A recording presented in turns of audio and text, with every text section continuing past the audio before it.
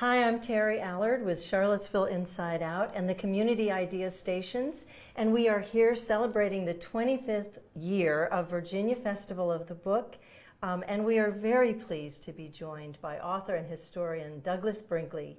He is a professor of history at Rice University, the CNN presidential historian, and a contributing editor at Vanity Fair and Audubon. 7 of his books have been selected as New York Times Notable Books of the Year. His latest book, American Moonshot, John F. Kennedy and the Great Space Race, will be out on April 2nd. Thank you so much for joining us. Thanks. It's great to be here. Well, so the anniversary of Apollo 11 and man walking on the moon is this July. July 20, 1969, Neil Armstrong famously went on the moon, and followed by Buzz Aldrin. And you know, I've been reflecting when I was working on the book, we often have anniversaries in America that are the ones that are like seared in our imaginations, but they're usually dismal memories, you know. Disasters. Yeah, I mean, Pearl Harbor, Right. JFK assassination, Right. 9/11. What's unique about the American Moonshot, it's a positive celebration. It's 50 years of looking at American can-doism and this extraordinary feat. For the first time, humans broke the shackles of planet Earth, and many people remember where they were. Well, I was going to ask you, so do you remember, were you someone who was interested in space at the time? I was a space nerd. Oh, yes! I was 9 years old, living in Perrysburg, Ohio, near Toledo. My mom was a high school English teacher, and I just got bought into the Apollo buzz of the 60s, Yeah. and I collected memorabilia of the astronauts, space things. I would try to build my own little rockets and the like. But Yeah. most importantly, Neil Armstrong grew up in Wapakoneta, Ohio, which is really just down a country road from where I grew up, meaning we were both from the same part of Ohio. So for me, the fact that the first man on the moon was a local boy, Oh my goodness. you know, it kind of swelled my imagination. Years later, I got to do the official oral history interview of Neil Armstrong for NASA, and got a chance to talk to him about his whole career. And how did that go? It was interesting. You know, he went to Purdue University, which many of the astronauts graduated. He's an ultimate engineer. In fact, to Neil Armstrong's credit, he would give speeches later in life about engineering history, how people don't realize looking at history through engineering feats. But I was trying to get him out of his engineer slide rule mode. I'm a humanities person, so You I wanted was to talk to him about the moon. the moon The and moon. just some of the romanticization of that I had of it. And so he had a farm near Cincinnati, and I suggested to him, "Do you ever just look up at the moon and just think, my gosh, I've been there and looked down at Earth?" And he said, "No." That was the extent of my big humanities interview. No, he just was very cautious about, and he had a mission, and the mission was going to the moon. And as I write in the book, when Armstrong and Aldrin and Michael Collins returned safely to Earth at NASA headquarters, they put John F. Kennedy's May 25th, 1961 moon challenge that he gave before Congress, and then they flashed on the board, "Task accomplished." So let's talk about this. This was a big deal for JFK. Why? Why did he make this mission his mission? That was why I wrote the book. I wanted to know why, and why we put so many billions of dollars on going to the moon. It cost $25 billion then. Today that would be like a $185 billion project.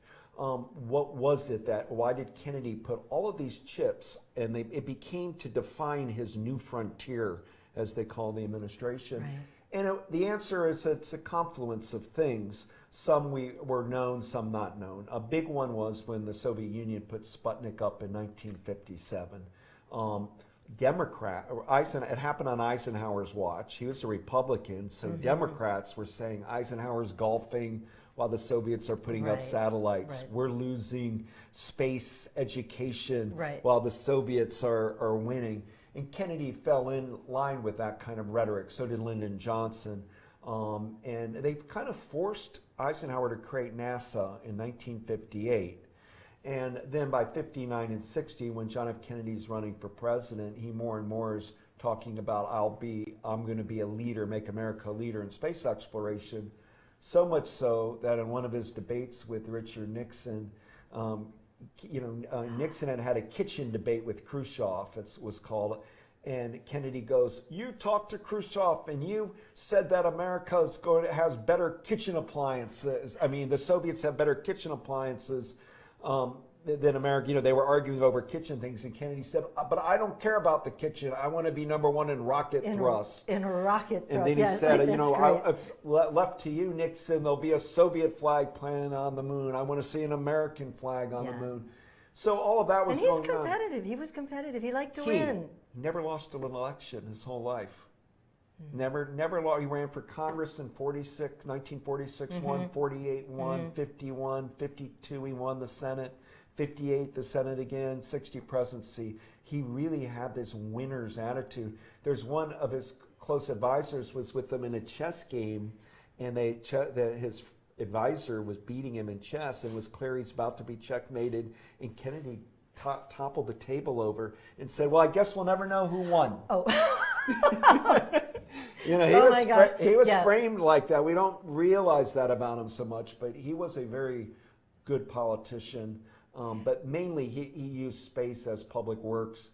If FDR did the Grand Coulee Dam and Tennessee Valley Authority, Eisenhower built the interstate highway system, Kennedy latched on to NASA as being jobs. And so we built big NASA facilities in Huntsville, Alabama, or Houston, Texas, or Cape Canaveral, Florida, or Pasadena. And it became infrastructure money in the early 60s and 70s. So in American history, you have the NASA revolution, followed by then the Silicon Valley Revolution, which made the United States supreme in technology. Right, and it was the early 60s when science was just it.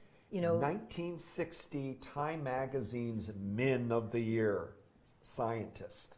They won as a group. Yeah. That's how people were enthralled by science. Yeah. Remember in the 1950s, DNA was discovered, and the computer microchip transistor, was in the late 1950s, and there became a belief that scientists were going to be able to solve a lot of our problems of famine and in pollution and the like. Right.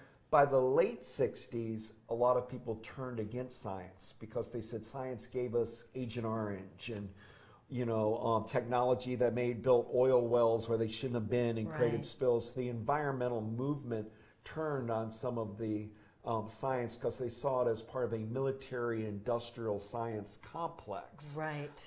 But in the early 60s when Kennedy was president, he is our great science president. He gave the best speeches about the importance of American science education, bar none. Talk about what he said to Congress, when he gave the speech to Congress. Well, there are two seminal Kennedy space speeches. One's the May 25th, 61, and then at where I'm a professor, Rice University, on September 12th, 1962, when he famously says, "We choose to go to the moon not because it's easy, because it's hard," and he connects it to Newton and Galileo, and even then the Wright brothers and the like, and the idea that exploration, innovation, and the sciences are the most incredible thing to do with your life. And in fact, Kennedy really is, even as a senator, his one big issue is how do we improve science education in public schools? That was very near and dear to his heart. He was a big believer that was the way that a society would advance. So Theodore Roosevelt and John F. Kennedy are two very science-friendly presidents. Jimmy Carter was too. Yeah. Well, and at the time of Apollo 11, in 1969, there were so many things going on that were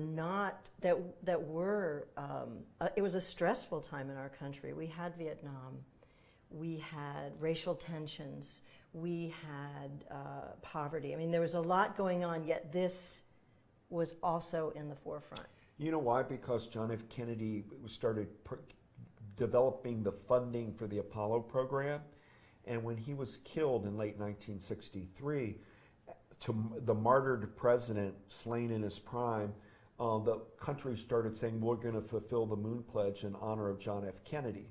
Werner von Braun, who's building the rockets, would put Kennedy's initials on his rockets. And even Jackie Kennedy, right when her husband's dead, her first private meeting with Lyndon and Lady Bird Johnson, she says, I want to make sure we keep Jack's dream alive. And Lyndon Johnson named the Cape Canaveral, the Kennedy Space Center, as the first federal government honorific to JFK. So in the 60s, when the plug was trying to be pulled on funding to go into the moon by people that were conservative, Senator Barry Goldwater of Arizona wanted the moon funding slashed, but liberal senators like William J. Fulbright and Walter Mondale wanted it slashed. It still made its way through because nobody had the heart to cut it. It came a few Senate votes from being defunded the moonshot, but the martyred Kennedy kept it alive. Well, and let's talk about some of the technology. We're very science-oriented and history-oriented at PBS and at the community idea stations. And so the technology behind it, I've heard you talking about how we were great with flight. We were great with planes, not so much with rockets in our country. And so how did that evolve? Well, America pioneered in aviation. After all, the Wright brothers are, from Ohio, and Kitty Hawk, North Carolina, 1903. Charles Lindbergh's famous 1927 transatlantic flight. But it was more than that. We put a lot of money into military aviation and improving aviation. One of the interesting things is the after World War II, more and more air started becoming commercial travel. And they used to follow the old mail runs, where just airports strung across the country. A lot of accidents, a lot of people killed in these aviation, even commercial jets going down. But by the 1960 to 65, these hub airports everywhere. Now we're just living in an airport grid. Right. So America prides itself in being a global leader in aviation, and part of it is the military companies like McDonnell Douglas or Boeing, which offer a lot of jobs. They build a lot of planes. So space was kind of a stepchild of military aviation, or if you want, they can be seen in tandem. But space always had, the idea was to be peaceful exploration of space. And that's the big line Kennedy and Eisenhower had to draw. We're going into the solar system, to the moon, in the name of mankind and for human civilization in the name of peace. Right. Where our missiles we're building may be used for war, or ICBMs, yet the technologies were very intertwined. And our country did a pretty good job of separating them. Neil Armstrong, for example, was chosen to be the first person on the moon because he was a civilian. And with the Vietnam War going, as you suggest, there was a doves and hawks war pulling a country apart. It was decided that we don't want to make it seem like we're militarizing the moon. So the first astronaut's a civilian. And the technology, just talk a little bit about the beginning of the space programs when you had Mercury, Gemini, and just leading up to Apollo. As you were doing your research and writing this book. There are like 5 big moments, let's say. One is experiments of rocketeers in the 1920s, 30s, and 40s. America had Dr. Robert Goddard. There's a Goddard Space Center named after him. He did most of his rocket experiments in Roswell, New Mexico. He was a genius rocket scientist. The Wernher von Braun was the leader of the Nazi rocket program and developed the V2 weapon that was used to try to destroy all of London. And it was primitive V2s, but von Braun, during World War II, under Hitler prodding him on, broke the pull of gravitation, put a rocket over 62 miles in the air. And now we are starting to put objects into space. Right. Where and von Braun gets captured after World War II, brought to the United States, and he starts perfecting the V2. And each rocket series he does gets better and better till the one that's the moon rocket is the former Nazi Wernher von Braun, snuck into the United States, Operation Paperclip, and von Braun develops the Saturn V that takes us to the moon. Now with Operation Paperclip. Yeah, 130 plus Nazi rocket scientists and engineers snuck into the United States and given jobs to continue their research because while we did the Manhattan Project for nuclear weapons in the U.S. in World War II, the Germans were doing rocket work. They are the rocketeers, and the Soviet Union got some of the German rocketeers. We got some. Now, that's just one group, but the one who built the moon rocket were the Huntsville, Alabama Army folks. NASA in '58 is created for civilian, and the idea is to put a rocket and have a capsule, which we're all used to. Well, the first one's Mercury. Alan Shepard was our first astronaut of the Mercury 7, and he went up and came down. But those were only one astronaut. You would go up and down, shoot them up and come down. Now Glenn by '62 is orbiting the Earth. So Mercury's one, Gemini's the second phase, and that's 2 astronauts. So and then they're doing rendezvous maneuvers in space, and also the famous spacewalking and things. And then the third was Apollo, whose job it was to send 3 astronauts on a moon mission, with 2 astronauts going to the moon on the lunar, the landing device, a spider-like, and then 1 astronaut staying to have that very difficult docking in space. And alas, that's the one that worked, Apollo 11. And but they're all steps to one objective: getting to the moon. And with Apollo 1, we had quite a disaster.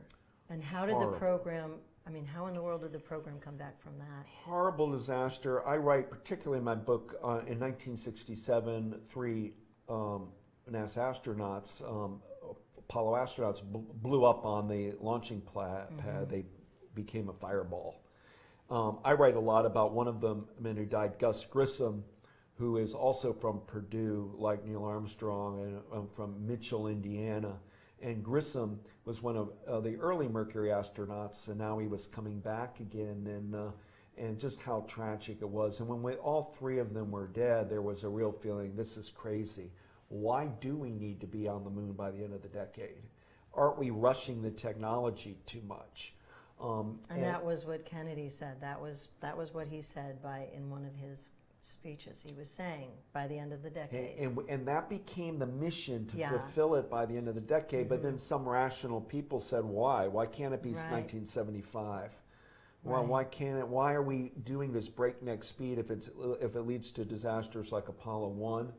And so James Webb, the leader of NASA in the Kennedy-Johnson years, gets kind of dismissed, gentlemanly retirement, but they wanted him gone.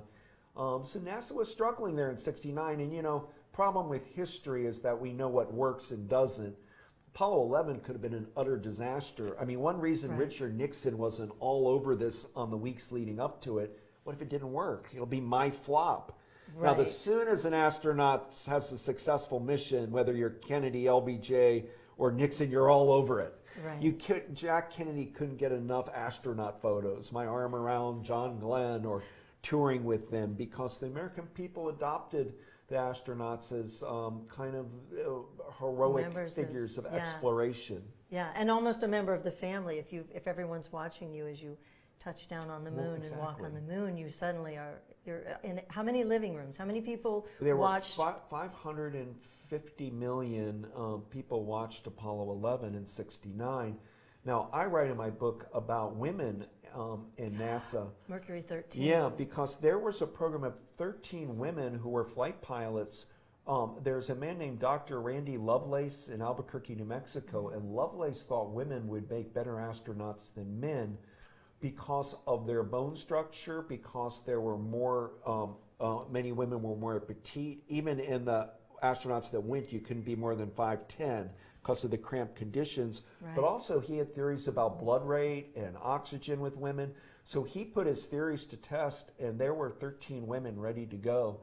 And Kennedy administration nixed it because they said it's too experimental. We're doing one national security thing, get a man on the moon.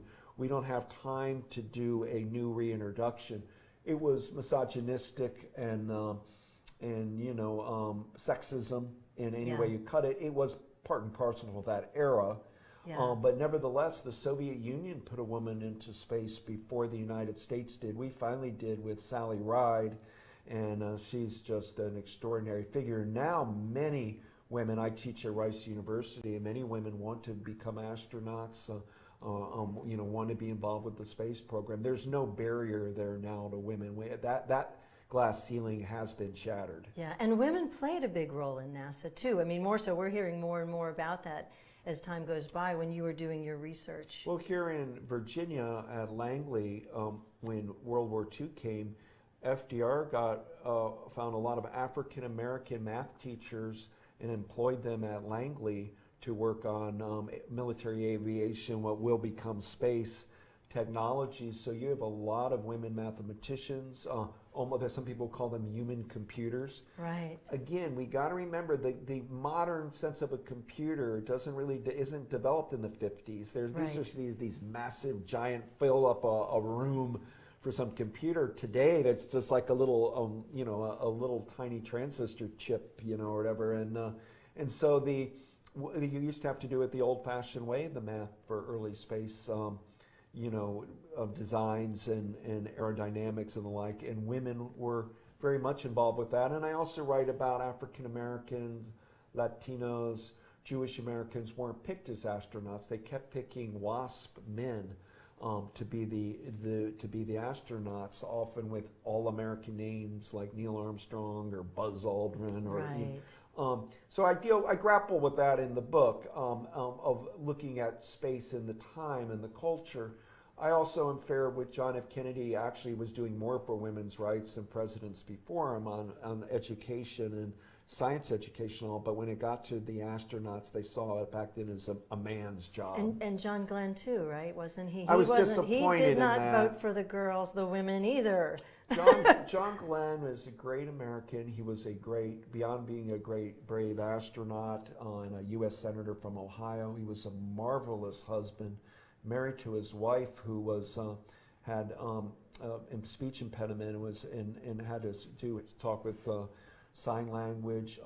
Incredible father, great to Ohio State, but he had a blind spot about women becoming astronauts, that he felt that women had to stay on Earth and it was a man's job to be the hunter, whatever that role is, or archetype. Yeah. I was a little disappointed because I thought Glenn was a little more evolved, that he wouldn't go that far and say this in front of a Senate and congressional committee, but alas he did.